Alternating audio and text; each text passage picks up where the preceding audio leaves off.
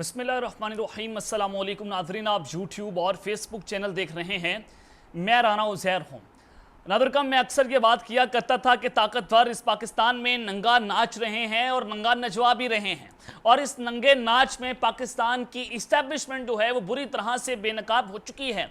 लेकिन ये मामलात जो हैं वो ख़त्म होने का नाम नहीं ले रहे। आज कुछ ऐसी खबरें निकल कर सामने आई हैं जिसने सबको हिला कर रख दिया है कि general Asim Munir army chief साहब और DGC major general Faisal Naseer के खिलाफ आज सायरन बज उठे हैं। न सिर्फ सायरन बजे हैं बल्कि कर्नल का कैद खाना आज सब बेनकाब हो चुके हैं। कैद खाना क्या मामला है, ये कहानी क्या है, इस हवाले से अहम तरीन तफसीलात मैंने आपके सामने रखनी है, जिसको BBC दुनिया का इंतहाई क्रेडिबल इदारा जो है वो रिपोर्ट कर रहा है। वो हूबहू अल्फाज में आपके सामने रखूंगा। और फिर दूसरी जानिब डॉन न्यूज़ ने एक खौफनाक इलामिया जारी कर दिया है, और इस इलामिया के पीछे जो कहानी आपने रात को सुनी होगी सदाकत अली अब्बासी के हवाले से, वो भी तमाम तर डिटेल्स आपके सामने रख दूंगा। और GHQ ने जनाब नवाज शरीफ के खिलाफ ऐलान जंग कर दिया है और एक बड़ा दो टोक वाज़ेह पैगाम जारी हो चुका है। ये तमाम तर डिटेल्स आपके सामने रखनी है। लेकिन अगर आपने चैनल को सब्सक्राइब नहीं किया, चैनल को सब्सक्राइब कर लें, बेल आइकन को दबा दें। आने वाली तमाम तरह अपडेट्स आपकी खिदमत में बर वक्त पेश होती रहें। नादरकम सेनेटर हैं सलीम मांडीवाला, इन्होंने कुछ अहम तरीन गुफ्तगू की है, वो भी आपके सामने रख देता हूं। उन्होंने कहा कि पाकिस्तान के मसाइल का हल सिर्फ इलेक्शन है।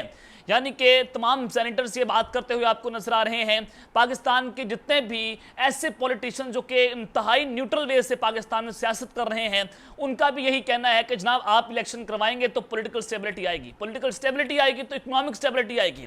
जिनको कोई वज़ीर-ए-आज़म बनने का मफाद नहीं है, जिनको हुकूमत बनाने का मफाद नहीं है, वो आपको ऐसी बातें करते हुए नजर आएंगे।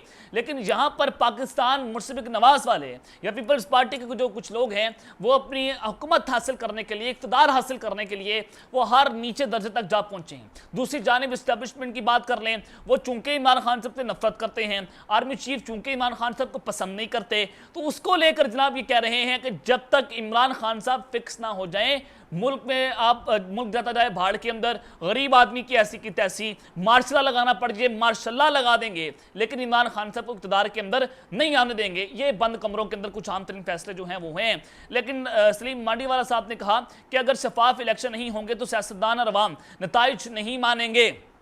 ये अलार्मिंग सिचुएशन है कि अगर आप अब की बात तो ये बड़ा वाज़ेह है, ग्राउंड की सिचुएशन आपके सामने है, सर्वेज आपके सामने है, और जो कुछ शहबाज शरीफ के साथ, मरियम नवाज के साथ हो रहा है, यह आज से पहले पाकिस्तान की सियासत में नहीं हुआ था। 2018 का इलेक्शन इंतहाई मुश्किल तरीन इलेक्शन था और तो बड़ा कांटे का मुकाबला पाकिस्तान तहरीक इंसाफ और पाकिस्तान मुस्लिम लीग नवाज के दरमियान हुआ था। लेकिन अब 2023 का या 24 का इलेक्शन जो है वो ऐसा नहीं होगा। वन मैन आर्मी है इमरान खान साहब, लोग उनको वोट देंगे। 5.5 करोड़ वोटर्स की तादाद तकरीबन 20-25 साल की उम्र के लोगों की है, तो वो जनाब पॉलिटिकल डायनामिक्स को तब्दील कर रहे हैं और वो इस वक्त बहुत इंपॉर्टेंट है। वो किंग मेकर वोट होगा और वो सारे का सारा वोट जो है वो इमरान खान साहब को जाएगा। तो यहां पर इस्टेब्लिशमेंट ये सोचने पर मजबूर है कि अगर हमने इलेक्शन करवा दिए तो कोई भी इलेक्शन के नतीजे जो है वो नहीं मानेगा और धांधली करवाने के इम्कानात भी फिर कम हो जाएंगे। और उन्होंने मजीद कहा कि सिर्फ पीपल्स पार्टी ही इलेक्शन की डिमांड कर रही है। तमाम पार्टियों को चाहिए कि एक रोड मैप पर काम करें। PDM के पास कम वक्त में कोई हल नहीं था, हमारे मसाइल इतने बड़े नहीं कि हल ना हो सके। पाकिस्तान को चार्टर्ड ऑफ इकोनॉमी की जरूरत है। डॉलर के खिलाफ इंतजामी एक्शन से डॉलर मार्केट में आ गए। इलेक्शन लड़ना हर पार्टी का हक है, मगर इलेक्शन शफाफ होने चाहिए। हम पाकिस्तान में हर जगह से इलेक्शन लड़ेंगे।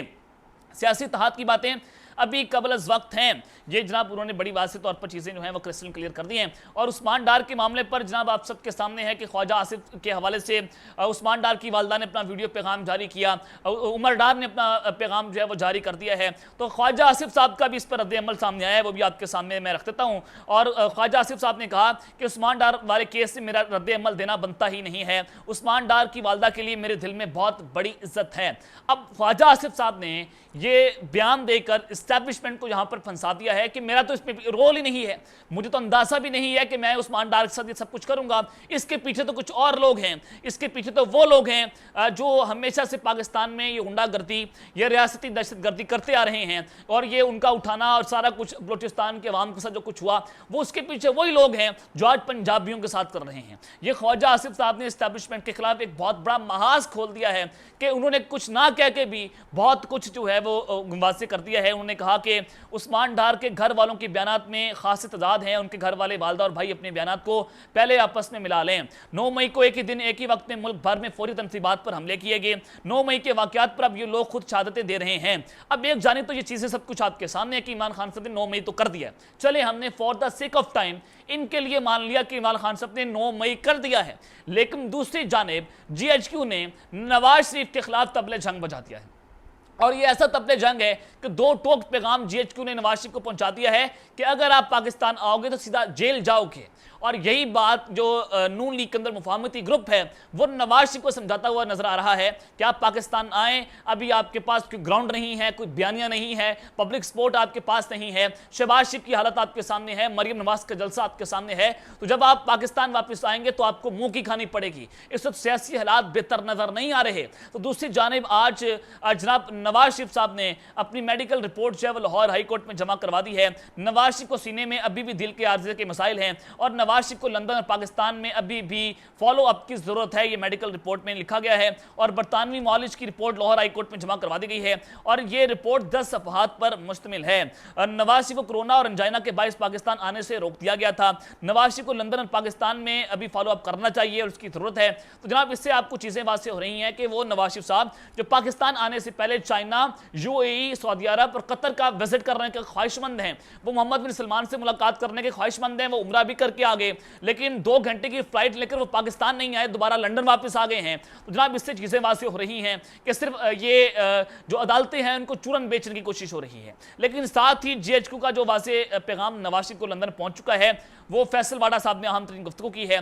फैसल वाडा साहब जब बात कर रहे हो तो इट मीन्स कि ये इस्टेब्लिशमेंट का बयानिया वो आपके सामने रख रहे हैं। उनके हवाले से ऑलरेडी ये मशहूर है कि वो मेजर जनरल फैसल नसीर साहब DGCI उनके बड़े करीब हैं और जहां से वो बातें आती हैं और वो माउथ पीस है पाकिस्तान के ताकतवर हल्कों के, वो इस निज़ाम का बहुत बड़ा स्टेक है। तो और उनकी बहुत सारी खबरें जो हैं उससे पहले सच साबित होती हुई नजर आई हैं।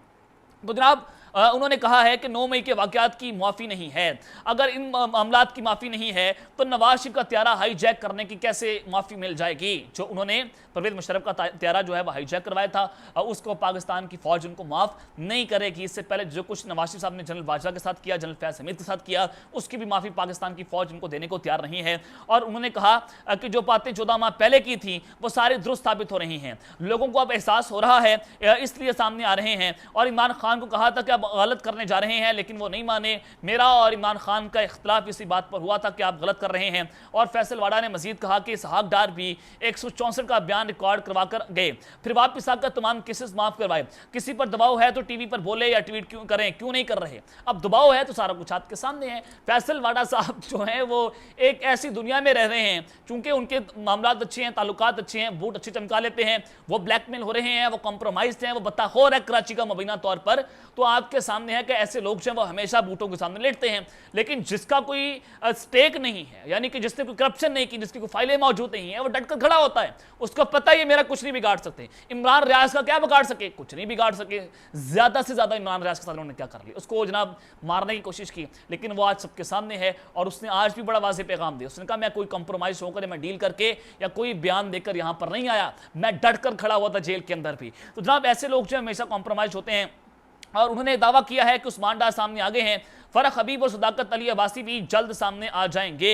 ये चीज़ें आपके सामने है कि उन्होंने बड़ा वाज़ेह तौर पर कह दिया है कि जो फ़रख हबीब हैं और सदाकत अली अब्बासी साहब जो हैं वो भी आपके सामने जल्द नजर आ जाएंगे। लेकिन इस सब के अंदर मैं आपको जो खबर देना चाहता हूँ वो खबर ये है कि डॉन न्यूज़ का जो खौफनाक इलामिया जो है वो जारी हुआ है, उससे पहले जनाब जनरल आसिम मीर और फैसल नसीर जो हैं उनके खिलाफ सायरन बजें और कर्नल का कैद खाना, और आज जो है वो जनाब सब पकड़े जा चुके हैं। अब ये कर्नल के कैद खाने वाली कहानी क्या है, मैं आपके सामने एक बहुत बड़ी जनाब खबर रखने जा रहा हूं। मैंने आपको कल बता दिया था कि सदाकत अली अब्बासी और फ़रख हबीब जो हैं उन पर भी ये दबाव है कि वो इंटरव्यू दें, और वो इंटरव्यू देने के दबाव के अंदर जनाब फिर सदाकत अली अब्बासी साहब जो हैं उससे पहले उस्मान डार साहब का इंटरव्यू कामरान शाहिद के प्रोग्राम में वो आ गए, और उस प्रोग्राम के बाद पाकिस्तान की आवाम ने लान तान की, इस्टेब्लिशमेंट ने अपने पांव पर कुल्हाड़ी चला ली। अब डॉन न्यूज़ ने अपने प्रिंसिपल स्टांस पर खड़े होकर उन्हें जनाब इन सब की मंजी ठोक कर रख दी है।